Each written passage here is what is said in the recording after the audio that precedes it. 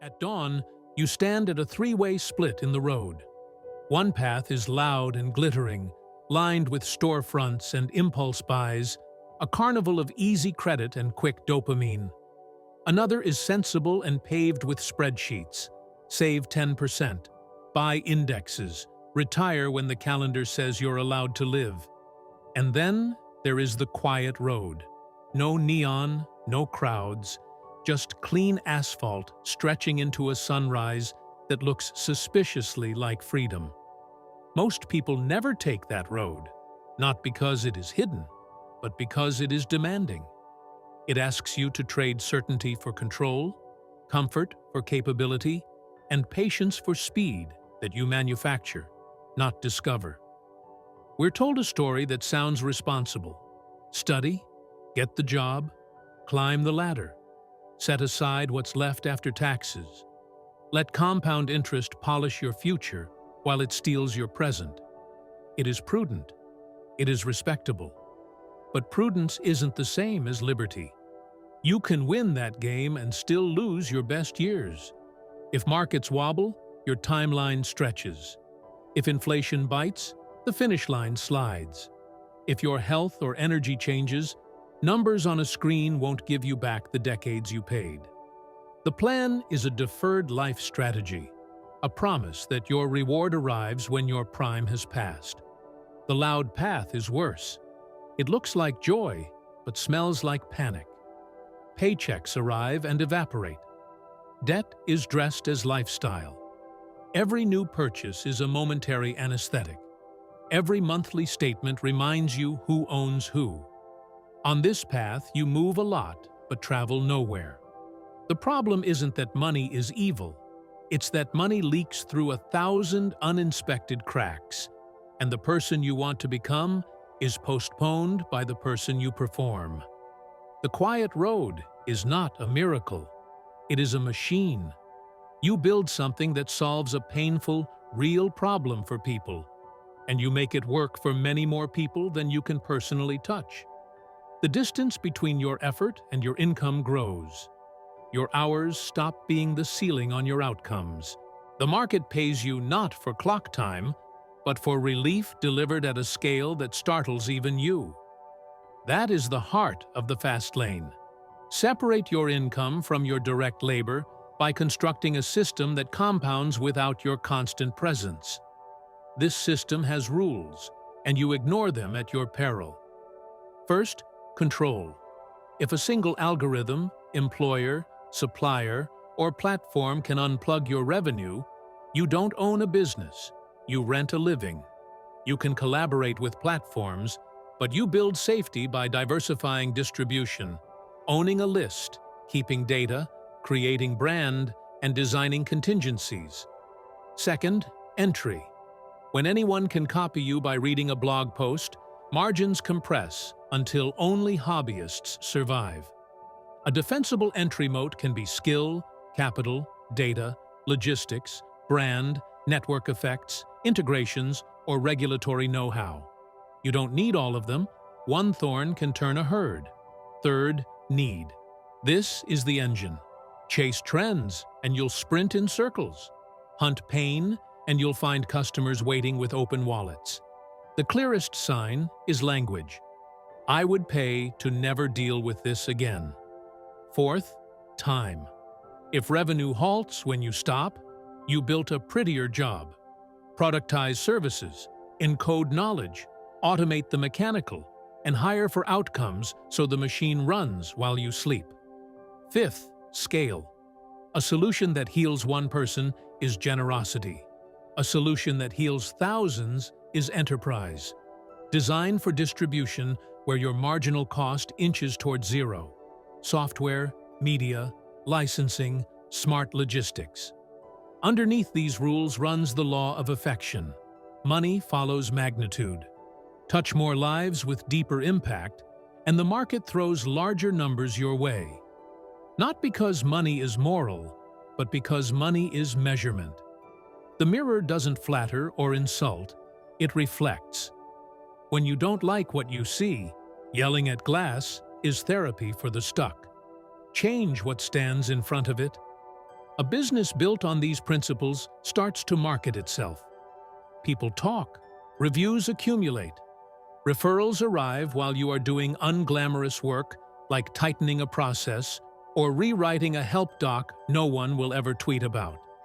That's productocracy, when delight, not discounts, propels your growth. Ads can spark a fire. Only usefulness keeps it fed.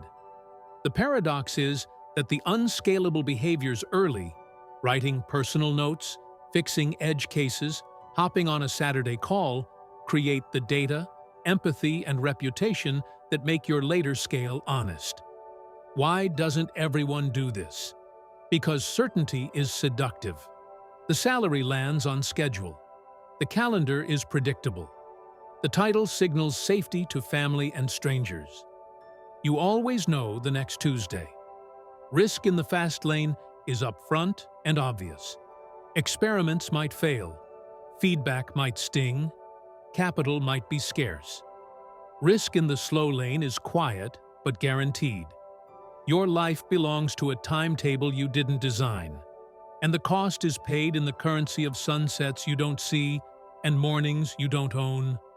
The vehicle is you, and no vehicle outruns the driver's habits. Agency is the ignition.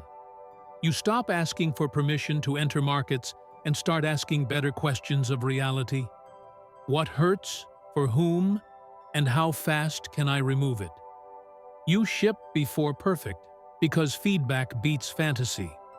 You treat errors as data and pride as a dangerous steering wheel. You keep a scoreboard that shows inputs you control and outputs you can interpret without storytelling. You accept that growth feels like incompetence stretched across time. Designing the machine begins with outcomes. Features are shiny. Outcomes are oxygen. Define the before and after with such clarity that a stranger knows what relief feels like. Map the journey and document every repeatable step. Discovery, onboarding, fulfillment, support, renewal. Wherever the same question appears twice, write the answer once. Wherever the same motion consumes attention, either automate it, batch it, or hire it out. Humans should carry empathy and judgment. Software should carry memory and repetition. Price for relief, not effort. Hours are a lie. Value is the truth. If your offer erases a $10,000 headache, charging $500 because it took you 2 afternoons insults your craft and your customer. Price as a promise and then deliver so hard that the promise feels cheap. As you improve the product, move up the value curve. Bundles, guarantees, integrations, speed, status, savings, certainty. Let margins widen with impact, not with manipulation. Distribution is leverage disguised as logistics. Software and media let one act echo forever for near zero cost. Marketplaces supply demand but require vigilance. Play there without letting them own you.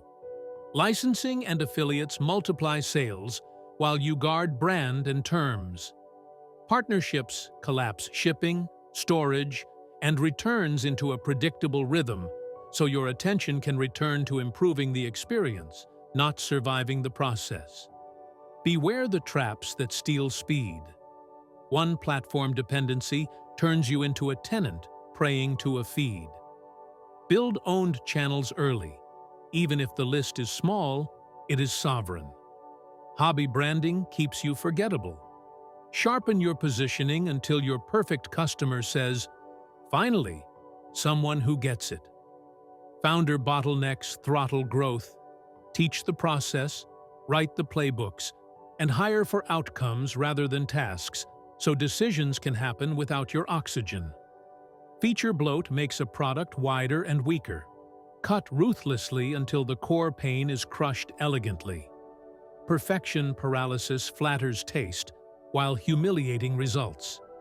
Ship something today that embarrasses your future self, because that future self doesn't exist without this imperfect present.